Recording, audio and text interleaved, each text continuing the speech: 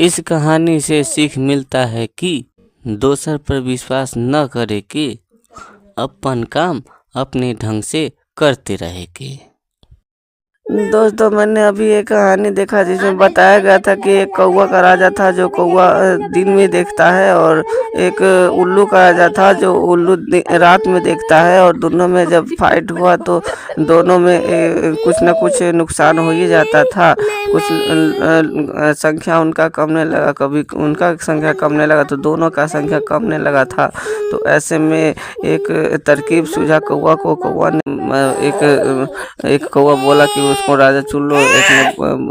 तो राजा ने उससे मार मार कर उसको हड्डी पसली कर दिया। तो फिर दूसरा उल्लू सुन रहा था। उल्लू जाके अपने राजा से कहा, तो उल्लू फिर कहा कि ठीक है, उसको लेके हम आते हैं। तो वहाँ एक जो घायल था वो पड़ा हुआ था कौवा, उसने कहा कि चलो।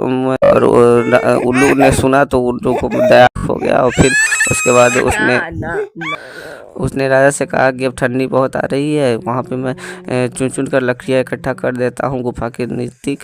आप लोग वहाँ पे अच्छे से रहिएगा। तो वो गुफा के नज़दीक कौवा जो है वो लकड़ियाँ इकट्ठा करने लगा। एक दिन रात में उल्लू जब सो रहे थे, तो उल्लू तो रात में सोते नहीं, लेकिन कहानी में दिया हुआ था कि उल्लू रात में जब सो रहे थे तो या फिर दिन में हुई होगा, दिन में सो रहे थे तो